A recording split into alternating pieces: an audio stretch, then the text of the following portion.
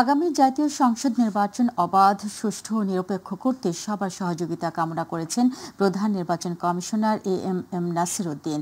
সামাজিক যোগাযোগ মাধ্যম ইউটিউবে এক ভিডিও বার্তায় সিইসি বলেন, একটি গ্রহণযোগ্য নির্বাচনের জন্য নির্বাচন ব্যবস্থার প্রতি আস্থা ও প্রতিটি ভোট গুরুত্বপূর্ণ। এছাড়া আগামী নির্বাচনে আর্টিফিশিয়াল ইন্টেলিজেন্স বা এআই এর অপব্যবহার রোধ নির্বাচন কমিশনের জন্য বড় চ্যালেঞ্জ বলে মন্তব্য করেন তিনি।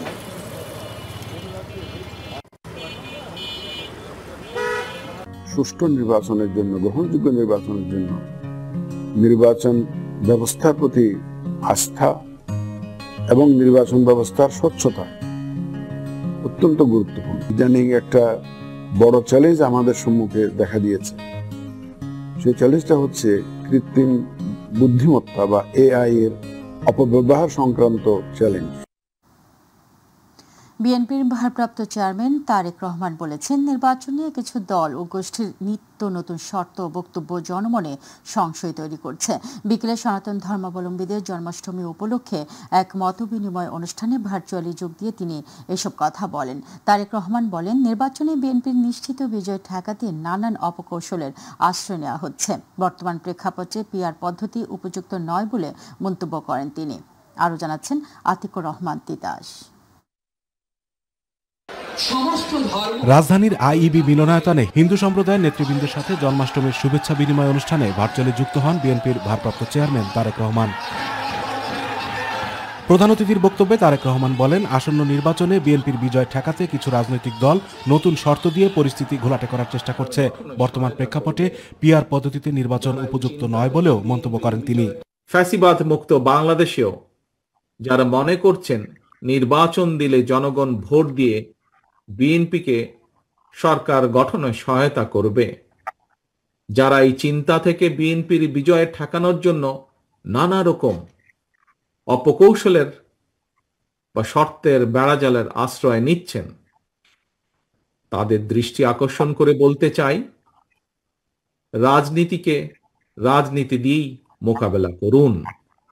জনগণের শক্তির উপরে আস্থা এবং বিশ্বাস রাখুন।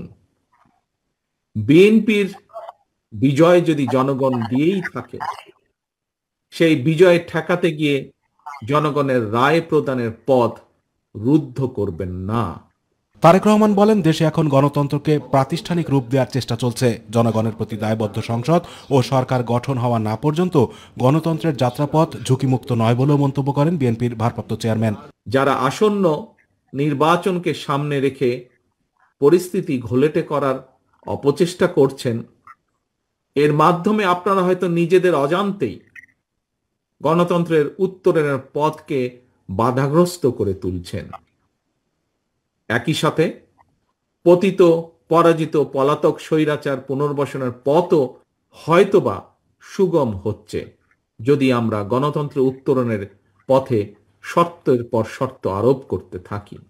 ধর্মীয় কারণ নয়, সংখ্যালঘু সম্প্রদায়ের উপর আক্রমণের ঘটনার অধিকাংশের পেছনে অসৎ রাজনৈতিক উদ্দেশ্য ছিল উল্লেখ করে আগামী নির্বাচনে সনাতন ধর্মাবলম্বীদের কাছে বিএনপির প্রতি সমর্থন ও সহযোগিতাও কামনা করেন তারেক রহমান। বর্তমান এবং ভবিষ্যৎ বাংলাদেশের জন্য একটি নিরাপদ বাংলাদেশ প্রতিষ্ঠার জন্য আসন্ন জাতীয় নির্বাচন আমাদের সামনে একটি বিশাল বড় সুযোগ। সারা দেশে হিন্দু ধর্মাবলম্বী ভাই ও বোনদের দৃষ্টি আকর্ষণ করে বলতে চাই, আগামী নির্বাচনে বিএনপি আপনাদের সমর্থন এবং আপনাদের সক্রিয় সহযোগিতা চায়। আতিকুর রহমান তিতাস, মাই টিভি।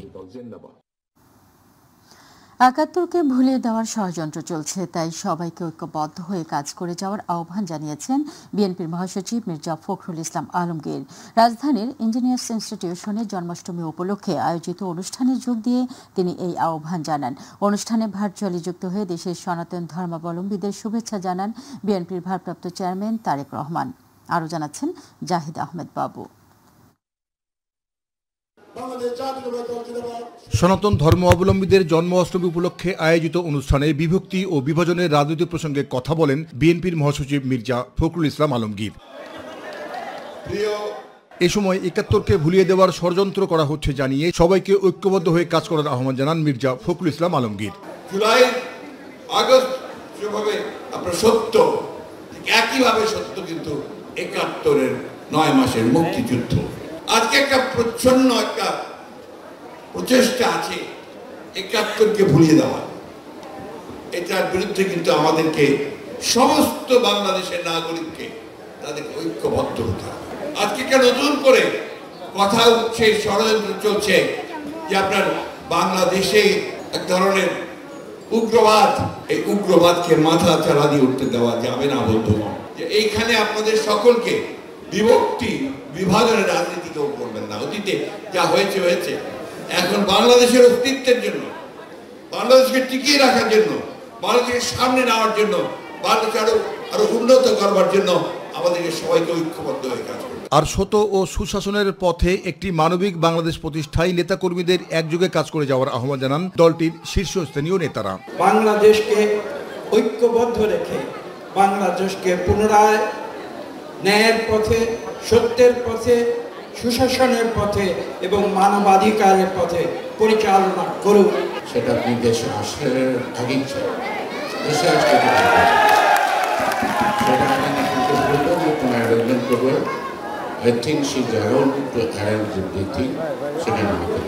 অনুষ্ঠানে লন্ডন থেকে ভার্চুয়ালি যুক্ত হয়ে জন্মাষ্টমীর শুভেচ্ছা জানান বিএনপির ভারপ্রাপ্ত চেয়ারম্যান তারেক রহমান। বিশ্বের সকল হিন্দু ধর্মাবলম্বী জাহিদ আহমেদ বাবু, মাই টিভি, ঢাকা। জন্মাষ্টমীর জামায়াতের শর্ত দাবি মেনেই সরকারকে নির্বাচনে যেতে হবে মন্তব্য করে জামায়াতের সহকারী সেক্রেটারি জেনারেল হামিদুর রহমান আজাদ বলেছেন, তাহলে নির্বাচনে যাওয়ার প্রতিশ্রুতি দেবে জামায়াত, না হলে তারা নির্বাচনে যাবে না। বিকেলে নির্বাচন ভবনের প্রধান নির্বাচন কমিশনারের সঙ্গে জামায়াতের প্রতিনিধি দলের সাক্ষাৎ শেষে এসব কথা বলেন হামিদুর রহমান আজাদ। তিনি বলেন, পিআর পদ্ধতিতে নির্বাচন না হলে নির্বাচন সুষ্ঠু হবে না। আফজাল হোসেনের রিপোর্টে বিস্তারিত। আগামী নির্বাচনকে সামনে রেখে প্রধান নির্বাচন কমিশনারের সাথে বৈঠক করেছে বাংলাদেশ জামায়াত ইসলামীর একটি প্রতিনিধি দল। বৈঠক শেষে জামায়াতের সহকারী সেক্রেটারি জেনারেল হামিদুর রহমান আজাদ সাংবাদিকদের জানান, নির্বাচনকে সামনে রেখে এখনো লেভেল প্লেইং ফিল্ড নিশ্চিত হয়নি। জামায়াতের দাবি, বিষয়টি নিশ্চিত করেই নির্বাচন দিতে হবে।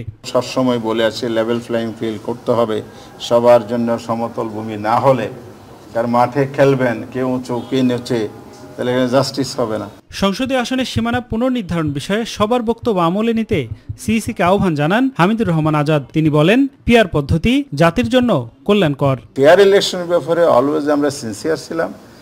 এই পদ্ধতিটাও আমরা সিনসিয়ারলি মনে করি যে দেশের জন্য কল্যাণকর হবে, সুষ্ঠু নির্বাচনের জন্য সহায়ক হবে, একটা বেস্ট পদ্ধতি। জামায়াতের সহকারী সেক্রেটারি জেনারেল আরো বলেন, জামায়াত ইসলামী ৩০০ আসনে প্রার্থী দিয়ে মাঠে ময়দানে জনগণের কাছে যাচ্ছে এবং জনমত গঠনের কাজ করছে। আফজাল হোসেন, মাই টিভি, ঢাকা। গুম নির্যাতনের ঘটনায় শেখ হাসিনার বিচার চেয়ে আন্তর্জাতিক অপরাধ ট্রাইব্যুনালে এসে অভিযোগ দায়ের করেছেন বাংলাদেশের জামায়াত ইসলামীর সাবেক নায়েবে আমির দেলোয়ার হোসেন সাঈদীর মামলার অন্যতম গুরুত্বপূর্ণ সাক্ষী সুখরঞ্জন বালী। আজ আন্তর্জাতিক অপরাধ ট্রাইব্যুনালের প্রসিকিউশন শাখায় উপস্থিত হয়ে তিনি হাসিনার বিচার চান। এদিকে আশুলিয়ায় ৬ লাশ পোড়ানো ও একজনকে হত্যা মামলার আনুষ্ঠানিক অভিযোগ গঠনের আদেশ দিয়েছেন ট্রাইব্যুনাল ২। এসএম আরিফের রিপোর্ট বিস্তারিত। আওয়ামী শাসনামলে গুম, অপহরণ, নির্যাতন সহ ভারতে অবৈধভাবে কারাবন্দী করে রাখার অভিযোগ করেছেন পিরোজপুরের সুখরঞ্জন বালী। আন্তর্জাতিক অপরাধ ট্রাইব্যুনালের চিফ প্রসিকিউটর কার্যালয়ে এই অভিযোগ দায়ের করেন তিনি। অভিযোগে সুখরঞ্জন বালী জানান, দেলোয়ার হোসেন সাঈদীর বিরুদ্ধে মিথ্যা সাক্ষী না দেয়া এবং তার পক্ষে সাক্ষী দিতে আসায় আদালত চত্বর থেকে অপহরণের শিকার হন তিনি। এখান দিয়ে নিয়ে গেছে, নেওয়ার পরে আপনার এখানে প্রশাসনরা নেওয়ার পরে আমার নাক মুখ আটকাইয়া কোথায় নিয়ে গেছে নিজেই আমি জায়গার কথা আমি বলতে পারবো না। দুইজনে হাত ধরে গিয়ে টানিয়ে নিয়ে বিষের হাতে দেশে দেওয়ার পর বিষে আমার এই 2 কান কাছে মারছে, এই জায়গায় মারি গিয়া। তো 22 দিনের দিন আপনার নিয়ে গেলে দমদম কারাগারে এই আমি দীর্ঘজয়ী, আমি 5 বছর দমদম কারাগারে ছিলাম। এই ঘটনায় সাবেক প্রধানমন্ত্রী শেখ হাসিনা, সাবেক প্রধান বিচারপতি এস.কে সিনহা সহ 32 জনের নাম উল্লেখ করে ট্রাইব্যুনালে অভিযোগপত্র দায়ের করার কথা জানান তার আইনজীবী। আমরা এখানে মোট 32 জনকে আমরা স্পেসিফিক নাম উল্লেখ করেছি। এছাড়াও আসামি যারা আছেন তদন্তে নিশ্চয়ই তাদের নামটি বের হয়ে আসবে। চিফ প্রসিকিউটর তাজুল ইসলাম জানান, বিষয়টি তদন্ত সাপেক্ষে আইনগত ব্যবস্থা নেওয়া হবে। তাকে পরবর্তীতে পুশব্যাক করে বাংলাদেশের আইন শৃঙ্খলা রক্ষাকারী বাহিনী ভারতীয় সীমান্তরক্ষীর কাছে তুলে দিয়েছিল, সেটাও তিনি অভিযোগ করেছেন এবং সেখানে তিনি বন্দী ছিলেন, সেটা রেকর্ডপত্র আছে, সেগুলো তিনি উল্লেখ করেছেন। সুতরাং তার অভিযোগের ভিত্তিতে আইনগত যা যা ব্যবস্থা নেওয়া দরকার তদন্ত সংস্থার রিপোর্টের প্রাপ্তি সাপেক্ষে আমরা সেই ধরনের ব্যবস্থা গ্রহণ করব। এদিকে জুলাই গণ অভ্যুত্থানের সময় আশুলিয়ায় 6 লাশ পোড়ানো এবং 4 আগস্ট একজনকে হত্যা মামলার আনুষ্ঠানিক অভিযোগ গঠনের আদেশ দিয়েছেন আন্তর্জাতিক অপরাধ ট্রাইব্যুনাল 2। আদালতে উপস্থিত 8 আসামির মধ্যে সাব ইন্সপেক্টর আফজালুল হক দোষ স্বীকার করে রাজসাক্ষী হওয়ার ইচ্ছা পোষণ করেন। এখন পর্যন্ত আমরা কারো অ্যাপ্রুভার হওয়ার ব্যাপারে এই মামলায় অ্যাপ্রুভার হওয়ার কোনো প্রয়োজনীয়তা দেখছি না, কিন্তু কেউ যদি স্বেচ্ছায় অ্যাপ্রুভার হতে চায় সেটা তার ব্যাপার, সেই ক্ষেত্রে আমাদের কোনো বক্তব্য নেই। কিন্তু আমাদের পক্ষ থেকে যদি শুনানির প্রয়োজন হয় তখন আমরা বলবো যে সাফিসিয়েন্ট এভিডেন্স আমাদের কাছে আছে, অ্যাপ্রুভার হওয়ার দরখাস্তের প্রয়োজন নাই, আমরা কাউকে অ্যাপ্রুভার হিসেবে চাই না। এই মামলায় সাক্ষ্য গ্রহণের জন্য 14 সেপ্টেম্বর দিন ধার্য করেছেন আদালত। নোটে নিয়েছেন এবং বিচারের জন্য আগামী 14 সেপ্টেম্বর দিন ধার্য করেছেন। এস.এম. আরিফ, মাই টিভি, ঢাকা। রাজধানীর রমনা মডেল থানার বিস্ফোরক আইনের মামলায় বিএনপির মহাসচিব মির্জা ফখরুল ইসলাম আলমগীর সহ 65 জনকে অব্যাহতি দিয়েছেন আদালত। বৃহস্পতিবার ঢাকা মহানগর দায়রা জজ মোহাম্মদ জাকির হোসেন গালিবের আদালত চূড়ান্ত প্রতিবেদন গ্রহণ করে এই আদেশ দেন। সংশ্লিষ্ট আদালতের অতিরিক্ত পাবলিক প্রসিকিউটর মোহাম্মদ রফিকুল ইসলাম খান এই তথ্য জানান। মামলায় অভিযোগ ছিল 2023 সালের 28 অক্টোবর রাজধানীতে বিএনপির পূর্ব ঘোষিত মহাসমাবেশকে কেন্দ্র করে রমনা থানা এলাকায় দেশের বিভিন্ন এলাকা থেকে দলটির নেতাকর্মীরা আসেন। এ সময় তারা যানবাহনে ক্ষতি সাধন ও পুলিশের কাজে বাধা ককটেল বিস্ফোরণ করেন।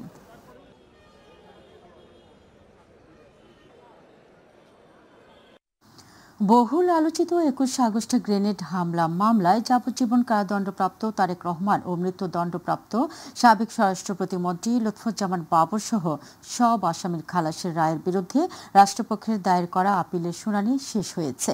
এই বিষয়ে আগামী 4 সেপ্টেম্বর রায় ঘোষণা করবেন আপিল বিভাগ। এই মামলায় হাইকোর্টের রায় বহাল থাকার প্রত্যাশা করেছেন আসামি পক্ষ। এস.এম. আরিফের আরেকটি রিপোর্ট। বহুল আলোচিত 21 আগস্ট গ্রেনেড হামলা মামলায় যাবজ্জীবন কারাদণ্ডপ্রাপ্ত তারেক রহমান ও মৃত্যুদণ্ডপ্রাপ্ত সাবেক স্বরাষ্ট্র প্রতিমন্ত্রী লুৎফুজ্জামান বাবর সহ সব আসামির খালাসের রায়ের বিরুদ্ধে আপিল করে রাষ্ট্রপক্ষ। গত 1 জুন এই মামলায় রাষ্ট্রপক্ষকে আপিলের অনুমতি দেন আপিল বিভাগ। দুই পক্ষের 5 দিন শুনানির পর 4 সেপ্টেম্বর রায়ের দিন ধার্য করেন প্রধান বিচারপতি সৈয়দ রেফাত আহমেদের নেতৃত্বে 6 সদস্যের আপিল বেঞ্চ। যারা এপিল করেছেন তারা না, এবং অ্যাবসেন্ট যারা ছিলেন তাদের পক্ষেও আমরা আদালতে নিবেদন করেছি, এবং অত্যন্ত আমরা মাননীয় আদালতের কাছে কৃতজ্ঞ যে ধৈর্য সহকারে অত্যন্ত পেশেন্স নিয়ে, অত্যন্ত টলারেন্স নিয়ে মাননীয় আদালত দীর্ঘদিন আমাদের এই আপিলটা শুনলেন, এবং আজকে আপিল শুনানি শেষ হয়েছে। আগামী 4 সেপ্টেম্বর 2025 ওই দিন এই মামলা রায়ের জন্য দিন ধার্য করা হয়েছে। হাইকোর্টের রায় আপিল বিভাগে বহাল থাকার প্রত্যাশা করছেন আসামি পক্ষ। প্রকৃত দোষীদের শাস্তি দিতে গেলে হয়তো থলের বিড়াল বের হয়ে যাবে, যে কারণে শেখ হাসিনা তার রাজনৈতিক উদ্দেশ্য এবং প্রতিহিংসা হিসাবে জনাব তারেক রহমান সাহেবকে এই মামলায় অন্তর্ভুক্ত করলেন শুধুমাত্র রাজনৈতিক কারণে। একজন বিচারক নিম্ন আদালতে যে ফাইন্ডিং দিয়েছেন, মনে হচ্ছে তিনি একটা রাজনৈতিক বক্তব্য দিচ্ছেন রায় লেখার ক্ষেত্রে। এইটা আমরা আদালতের নজরে এনেছি নিম্ন আদালতের বিচারকদের জন্য, এই ক্ষেত্রেও যেন কোনো একটা কিছু তারা বলেন। গত বছরের 1 ডিসেম্বর এই মামলায় তারেক রহমান ও লুৎফুজ্জামান বাবর সহ সব আসামিকে খালাস দেন হাইকোর্ট। এস.এম. আরিফ, মাই টিভি, ঢাকা। এবার ছাত্র সংসদ নির্বাচন।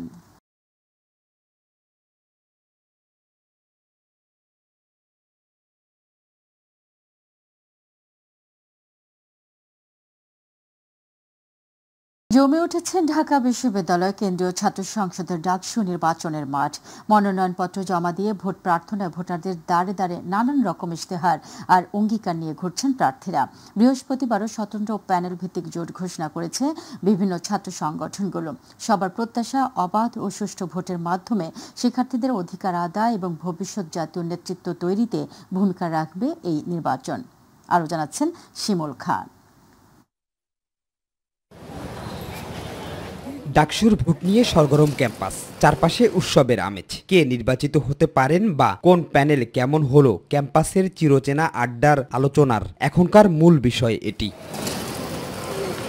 ডাকসু নির্বাচন নিয়ে এক প্রেস ব্রিফিংয়ে ছাত্রদল জানিয়েছে, শিক্ষার্থীদের ভোটে দলের প্যানেল নির্বাচিত হলে হলগুলোর গেস্ট রুম কালচার চিরদিনের জন্য বন্ধ করা হবে। তো আনাস কোনো শর্তহীনভাবে এই রাষ্ট্রের জন্য কিন্তু জীবনটা বিলিয়ে দিয়ে গিয়েছিল। ওয়াসিমদের রক্ত, আবু সাইদদের রক্ত, মীর মুগ্ধের রক্ত, হাজারো হাজারো শহীদদের রক্তের বিনিময়ে কিন্তু আপনাদের সামনে এখন বসে আছি। বৃহস্পতিবার ডাকসু নির্বাচনে পূর্ণাঙ্গ প্যানেল ঘোষণা করেছে বৈষম্যবিরোধী ছাত্র আন্দোলনের সাবেক মুখপাত্র উমামা ফাতেমা। নাম দিয়েছেন স্বতন্ত্র শিক্ষার্থী ঐক্য প্যানেল। আমাদের এই স্বতন্ত্র শিক্ষার্থী ঐক্য এই প্যানেলের ভিপি হিসেবে আমি উমামা ফাতেমা, সাধারণ সম্পাদক হিসেবে আলসাদি ভুইয়া। এদিকে জোট করে প্যানেল দিয়ে ভোটারদের আকৃষ্ট করছে রাজনৈতিক দলগুলো। সমস্যা চিহ্নিত করেছি যেগুলো আমার মনে হয় পূর্ববর্তী বছরগুলোতে কেউ কথা বলেনি বা কেউ কথা বললেও এই বিষয়ে কোনো কাজ হয়নি। নির্বাচনের ব্যাপারে আগ্রহী হচ্ছেন, কেউ ভোট দেওয়ার জন্য আগ্রহী হচ্ছেন, সব মিলিয়ে এই ব্যাপারটাকে আমরা ইতিবাচক হিসেবে দেখছি। পিছিয়ে নেই স্বতন্ত্র প্রার্থীরাও, তারাও বার্তা দিচ্ছেন পরিবর্তনের। ক্যাম্পাসে তীব্র আবাসনের একটা সংকট দেখা যায়, এটা অনেকটা কৃত্রিম হতে পারে, কিন্তু প্রথম ও দ্বিতীয় বর্ষে যতদিন না পর্যন্ত শিক্ষার্থীরা হলে সিট পাচ্ছে ততদিন প্রশাসন যেন তাদেরকে আবাসন বৃত্তির নিশ্চয়তা প্রদান করে। নির্দলীয় মানুষ হিসেবে বিশেষ করে কোনো দলীয় এস্টাবলিশমেন্টের বিরুদ্ধে গিয়ে দাঁড়িয়েছে, তো এই লড়াইটা আমার জন্য একটা বিশেষভাবেই আর কি প্রভাব ফেলছে। শিক্ষার্থীরা বলছে কালো অধ্যায় কাটিয়ে ভোট দিতে মুখিয়ে তারা। আমি যদি দায়িত্ব পাই তারা আমাকে হলে পাবে, তারা যে অসুবিধাগুলো ফেস করবে, ফিল করবে, ওগুলো আমারও অসুবিধা, সুতরাং ওগুলো ওভারকাম করা ছাড়া কিন্তু আমার উপায় নেই। সবার প্রত্যাশা সুষ্ঠু ভোটের মাধ্যমে নেতৃত্বের বিকাশ ঘটবে ক্যাম্পাসে। শিমুল খান, মাই টিভি, ঢাকা। নিহত সাংবাদিক দম্পতি সাগর সরোয়ার ও মেহরুন রুনির সন্তান মাহির সরোয়ার মেঘের কাছে রাজধানীর পূর্বাঞ্চলে 3 কাঠা জমির দলিল হস্তান্তর করেছেন প্রধান উপদেষ্টা প্রফেসর মোহাম্মদ ইউনূস। বিকেলে রাষ্ট্রীয় অতিথি ভবন যমুনায় এই দলিল হস্তান্তর করেন তিনি।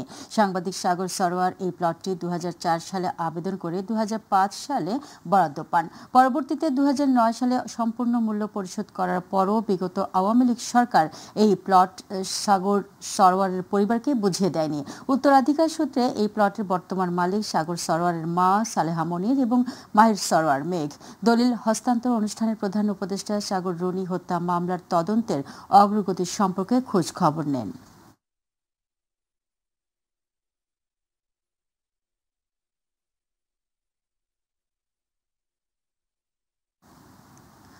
দেশে গত 24 ঘন্টায় এডিস মশাবাহিত রোগ ডেঙ্গুতে আক্রান্ত হয়ে 5 জনের মৃত্যু হয়েছে।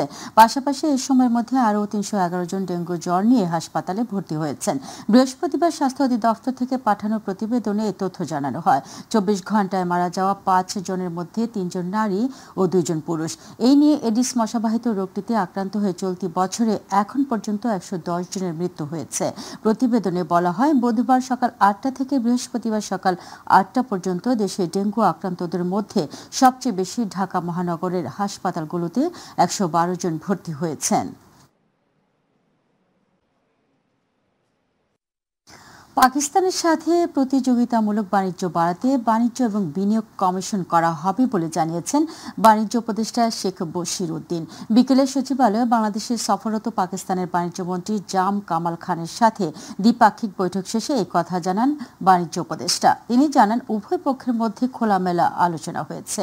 দুই দেশের বাণিজ্য বাড়াতে বাংলাদেশ এবং পাকিস্তান একমত হয়েছে জানিয়ে বাণিজ্য উপদেষ্টা বলেন, খাদ্য ও কৃষি পণ্যে জোর দেওয়া হয়েছে।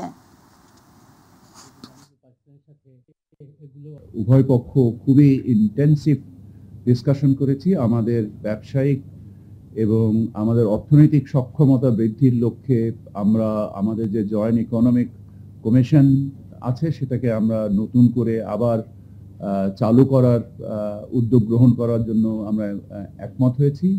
আমরা নতুন করে একটা ট্রেড এবং ইনভেস্টমেন্ট কমিশন তৈরি করার জন্য আমরা একমত হয়েছি।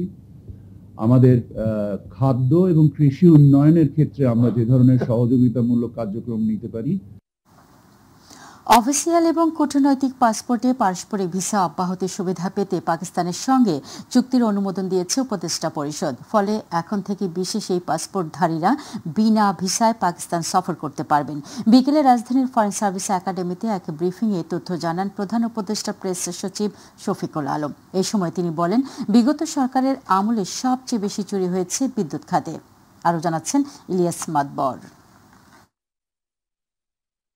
প্রধান উপদেষ্টার সভাপতিত্বে সকালে অনুষ্ঠিত হয় উপদেষ্টা পরিষদের বৈঠক। পরে রাজধানীর বেইলি রোডের ফরেন সার্ভিস একাডেমিতে এক সংবাদ সম্মেলন অনুষ্ঠিত হয়। সংবাদ সম্মেলনে প্রেস সচিব শফিকুল আলম বলেন, বাংলাদেশের কূটনৈতিক ও অফিসিয়াল পাসপোর্টধারীরা বিনা ভিসায় পাকিস্তান সফর করতে পারবেন। এইরকম চুক্তি আমরা আরও 31টা দেশের সাথে করেছি। এই চুক্তিটা হবে 5 বছরের জন্য। এর ফলে যারা আমাদের গভর্নমেন্টের যারা ডিপ্লোম্যাটিক পাসপোর্ট হোল্ড করছেন বা যারা অফিসিয়াল পাসপোর্ট হোল্ড করছেন তারা এখন বিনা ভিসায় পাকিস্তান সফর করতে পারবেন এবং একইভাবে পাকিস্তানের যারা অফিসিয়াল পাসপোর্ট হোল্ড করছেন বা যারা পাকিস্তানের কূটনীতিক ভিসা পাসপোর্ট হোল্ড করছেন তারাও বাংলাদেশে সফর করতে পারবেন without any visa. Awami League সরকারের আমলে পাচার হওয়া টাকা ফেরত আনতে ইন্টারন্যাশনাল অর্গানাইজেশন সহ দেশীয় বিভিন্ন সংস্থা কাজ করছে বলেও জানান তিনি। যারা যারা এই বিষয়ে কাজ করেন, যে 10টারও বেশি ইন্টারন্যাশনাল অর্গানাইজেশন, তাদের সাথেও আমরা নিবিড়ভাবে কাজ করছি। তারা আমাদেরকে হেল্প করছেন এই পুরো বিষয়টায়। এই কাজগুলো খুব সিরিয়াসলি করা হচ্ছে। এই কাজগুলো করার সাথে বাংলাদেশ ব্যাংকের টিমগুলো কাজ করছে, এখানে এন্টি করাপশন কমিশনের টিম কাজ করছে এবং এনবিআই এর সিআইসি যেটা সেন্ট্রাল ইন্টেলিজেন্স সেল তারা কাজ করছে এবং পুলিশেরও সিআইডি কাজ করছে। এটা খুবই বিস্তৃত একটা কাজ এবং এটা আমার যেটা মনে হয় যে এটা অনেক কয়েক বছর লেগে যাবে পুরো জিনিসটাকে ফেরত আনতে। অন্তর্বর্তী সরকার আসার পরে সংস্কার নিয়ে প্রতিটি মন্ত্রণালয়ে স্বপ্রণোদিত হয়ে কাজ করছে বলেও জানান শফিকুল আলম। ইলিয়াস মাদবর, মাই টিভি, ঢাকা। শুরুতে প্রসঙ্গ প্রবাস।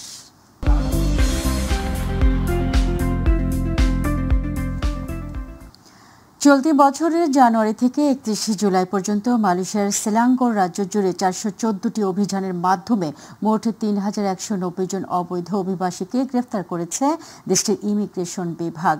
প্রতিনিধি আশরাফুল মামুন জানান, রাজ্যের ইমিগ্রেশন বিভাগের পরিচালক খায়রুল আমিনুস কামারউদ্দিন এক বিবৃতিতে বলেছেন, গত জুলাই পর্যন্ত সর্বোচ্চ সংখ্যক অবৈধ অভিবাসীকে গ্রেফতার করা হয়েছে।